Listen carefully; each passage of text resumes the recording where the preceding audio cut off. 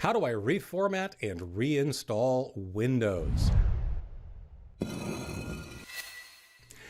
It's the solution of last resort in many cases, although it's probably less time consuming than some of the lengthy investigations people want to go through to fix problems they're having with Windows. It's the nuclear option. It is. And it's a simple process that has some ramifications and takes some time. How do I reformat and reinstall Windows? To reformat and reinstall is considered the nuclear option when it comes to dealing with Windows problems or just cleaning up. I'm Leo Notenboom. This is askleo.com. A quick shout out to the patrons of Ask Leo for making this video and indeed all of Ask Leo possible. askleo.com/patron for more information. To reformat and reinstall is the computer equivalent of erasing the chalkboard and starting over with a completely blank slate.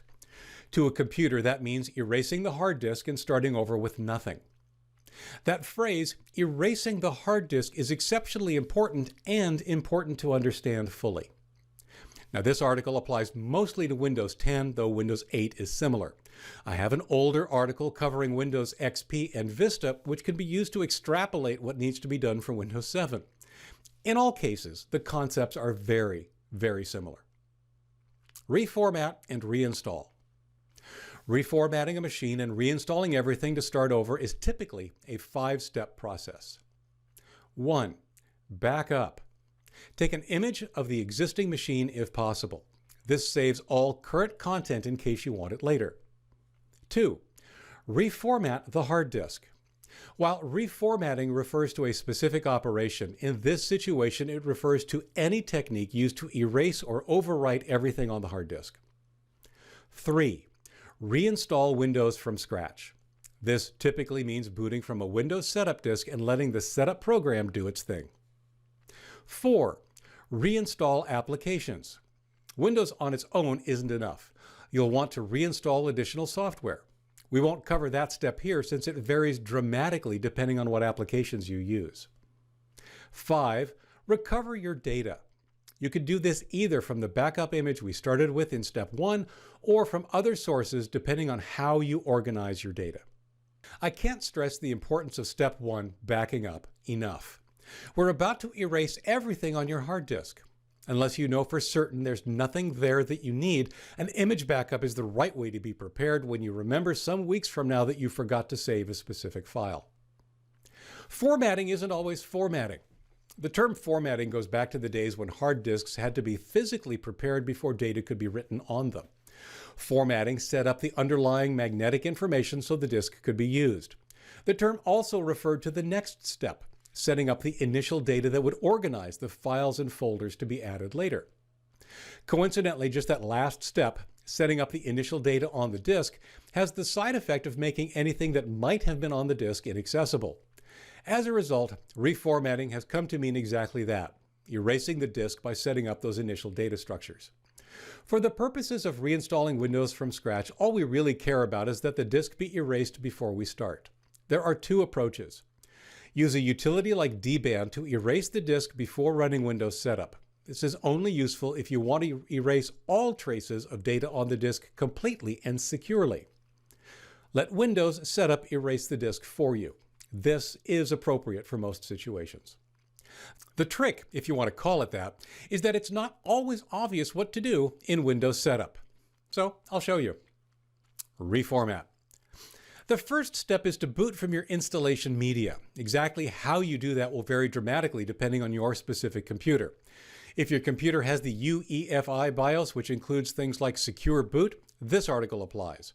If your computer is older and has a traditional BIOS, check out this article. Once you boot, you'll be asked to choose your language and keyboard, then click Next. Click on Install Now to begin the setup process.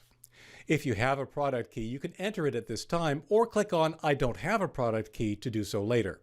Click on Next. This particular setup disk applies to Windows 10 Home and Pro both. Yours may not. If it does, make your selection here and click Next. Naturally, you'll need to accept the product license. Click the I accept license term checkbox and click on Next.